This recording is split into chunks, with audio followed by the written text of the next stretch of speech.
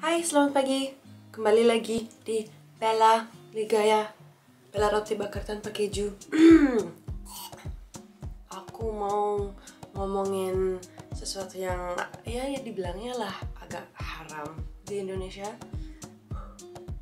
Susah ya ngomongin hal-hal kayak gini.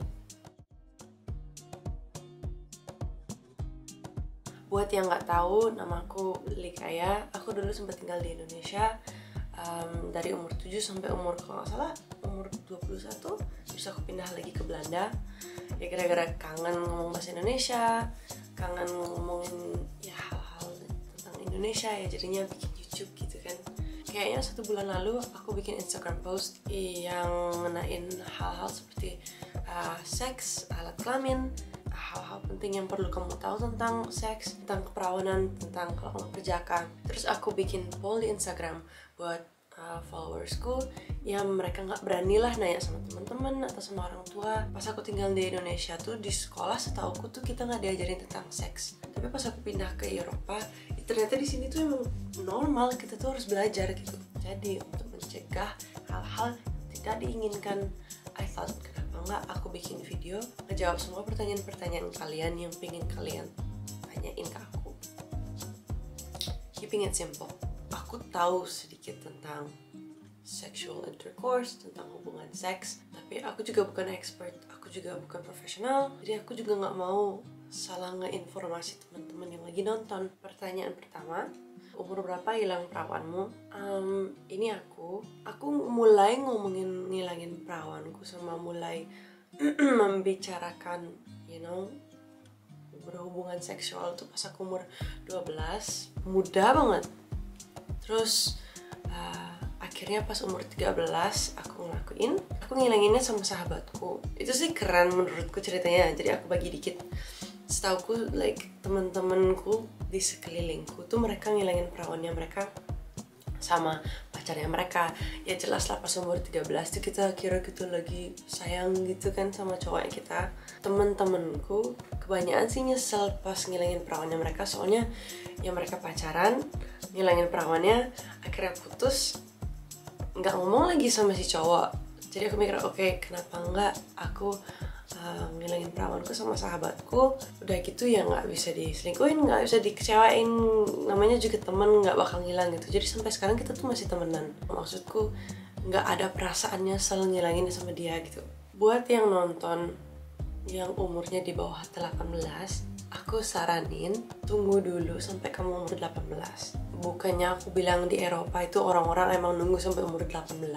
At least gara-gara mereka dapat pelajaran di sekolah tentang seks tuh mereka tahu pas mereka ngelakuin tuh mereka harus ngapain, amannya kayak gimana, efek tubuh kita tuh bakal kayak gimana setelah pernah berhubungan seksual sama emosional tuh kamu bakal ngalamin apa.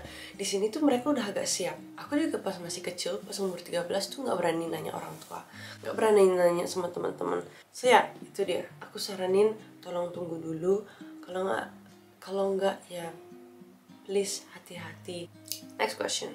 Kenapa lebih puas orgasm sendiri ketimbang dengan pasangan? Apakah ini normal sebagai seorang wanita? Menurutku alasan kenapa kita sebagai individual itu lebih menikmati orgasm sendirian itu gara-gara ya kita tahu tips and tricksnya yang kita suka sama yang nggak kita suka. Ini nggak cuma buat wanita doang, ya cowok juga gitu kan. Kalau misalnya kita ngelakuin sesuatu ke cowok, ketimbang dia ngelakuin sendiri, pasti keluar duluan pas dia ngalamin sendiri.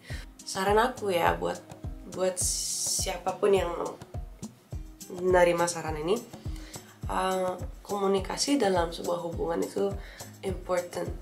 Bayangin segimana serunya kehidupan seksmu kalau kamu berani nanya sama berani ngomong, sayang aku lebih suka diginiin, aku lebih suka digituin, tolong dipercepat, tolong diperlambat. Seru-seru aja sih kalau kamu berhubungan intim sama orang yang baru kamu kenal, kayak ngelewat Tinder atau ngelewat Bumble atau lewat aplikasi apalah. Ya namanya juga seks, pasti suka gitu kan. Tapi berhubungan intim itu makin bisa kamu nikmati semakin kamu kenal sama orang, semakin kamu belajar mereka tuh suka apa gitu. sama mereka juga bakal belajar tentang kamu, apalagi kalau kamu ngomong. So itu saranku. Pertanyaan ketiga, kenapa orang bisa hypersex? Ini pertanyaannya susah ya. Pertama aku mau ngejelasin hypersex itu ya namanya orang yang kecanduan sama seks. Menurutku alasan kenapa, tapi ini cuma opiniku ya, sama ini cuma satu alasan kenapa menurutku orang bisa hypersex. Dibilanglah orang kalau mereka hypersex tuh kamu mikir mereka nggak puas-puas. Setauku ya hypersex tuh gara-gara kita ngerasa terlalu lonely, kita ngerasa sendirian. Kita mungkin udah lama gak punya pacar, jadinya pas kita ketemu pacar, pas kita ketemu orang tuh kurang terus rasa sayangnya. Jadinya kamu terus ngarepin perhatian. Setauku kebanyakan orang yang kecanduan seks itu gara-gara mereka harus menuhin sesuatu yang kosong, perasaan kosong gitu, perasaannya pengen diperhatiin. Banyak orang yang hypersex itu nggak ngenikmatin hidupnya mereka. Orang-orang kayak gini tuh emang lagi ngalamin sesuatu di hidupnya mereka yang mungkin mereka nggak pengen ngalamin gitu. Pertanyaan selanjutnya, aku dulu pernah ngegugurin sama pacarku. Misalkan nanti mau punya anak, bisa lagi nggak ya? Gara-gara ini ilegal, orang tuh nggak terbuka sama even ke teman-teman. Apa kita sebagai wanita tuh nggak kita seharusnya terbuka gitu loh, saling ngebantuin. Soalnya ngalamin hal kayak ngegugurin tuh emosi sama secara fisikal tuh keras banget loh traumanya. Aku bukan dokter, aku bukan expert, aku nggak berani bilang. Ini semua tergantung umur bayinya pas kamu ngegugurin, tergantung sistemnya sama caranya kamu ngilangin virus sama bayinya pas kamu udah ngegugurin. Setelah itu kamu datang bulan lagi nggak? Soalnya setauku ya kalau orang datang bulan paling banyaknya ya kamu bisa punya anak lagi. Ada juga kok orang yang datang bulan tapi nggak bisa punya anak. Maksudku secara umumnya, just in general, kalau kamu datang bulan setelah ngegugurin tuh kamu bisa punya anak lagi gitu. Kalau emang beneran kamu curiga terus kamu ngerasa mungkin, soalnya kita sebagai wanita tuh punya insting keibuan gitu kan, kita bisa ngerasain kalau sesuatu tuh nggak bener. Ya aku saranin ke dokter, ke puskesmas, ke rumah sakit. Tapi kalau kamu emang ngegugurin secara aman, kamu ngikutin instructions yang bener, terus kamu datang bulan, setelah itu kebanyakan wanita yang ngegugurin itu bisa punya anak lagi. Pertanyaan selanjutnya, kenapa kira-kira zaman sekarang vanilla sex menjadi inferior dibanding rough sex? In terms berhubungan intim itu ada dua style. Yang satu itu namanya vanilla sex, yang satu tuh rough sex atau hardcore sex. Vanilla sex itu lebih emotional, lebih pegangan tangan, kita ngomong secara lembut naik ke pasangan kita, oh aku sayang kamu, aku kangen kamu gitu. Tapi kalau hardcore sex itu lebih ada ngejambak rambut, nampar pantat, nampar muka, sampai ngecuhin, ngomongnya kayak ya keras lah, nggak bakal bilang ini nanti disensor. Itu tergantung umur. Ya pas masih kecil tuh aku lebih ke hardcore. Mungkin pertamanya gara-gara adrenalin, aku emang suka banget adrenalin. Kedua tuh ya pure gara-gara aku penasaran, pengen tahu rasanya tuh kayak gimana ditampar, cuma pas seks doang. Ya pengen tahu gitu kan. Terus semakin kamu tua, semakin kamu udah tahu rasanya kayak gimana, udah pernah ngalamin seks kayak gitu, semakin tua ya semakin kamu emosional gitu kan. Jadinya nggak cuma pengen ditampar doang pas kamu seks, tapi kamu juga pengen diajak ngomong, pengen diperhatiin gitu. Itu menurutku ya. Pertanyaan selanjutnya, anal bisa hamil nggak? Buat yang nggak tahu, anal itu yang nggak ngemasukin ke vagina, tapi ngemasukinnya ke pantat. Gimana ngejelasinnya ya?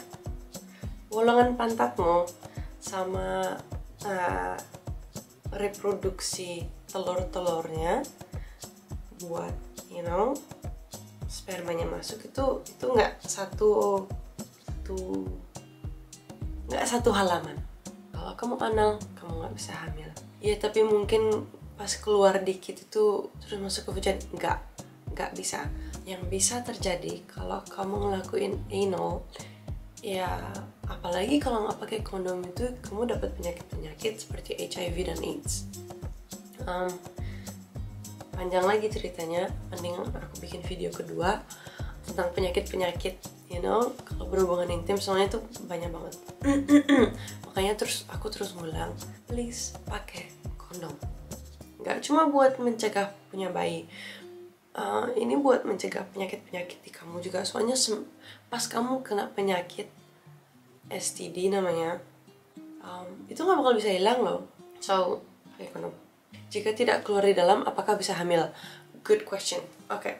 Pas kamu berhubungan intim, nggak pakai kondom, masuknya ke alat kelaminmu, walaupun si cowok keluarnya itu di luar, bukan di dalam, kamu tetap bisa hamil.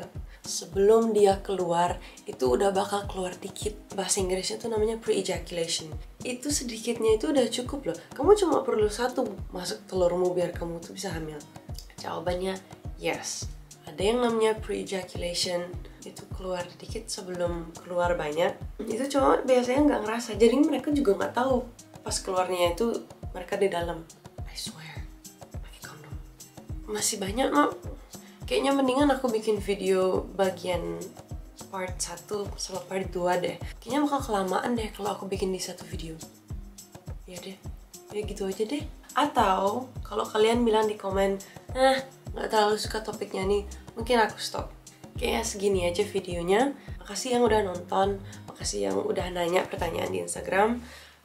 Aku janji nama-nama kalian tuh anonymous. Aku sebenarnya sih sendiri juga nggak ngeliatin nama-namanya, nggak terlalu merhatiin gitu. Soalnya aku fokusnya cuma ke pertanyaannya doang. Tolong like video ini, subscribe. Buat ada yang pertanyaan, silahkan DM aku di Instagram. Kamu juga boleh komen di bawah kalau kamu berani. Sama kalau kalian suka video ini dan pengen nonton part 2, tolong komen di bawah. Alikaya, do you wanna be mine?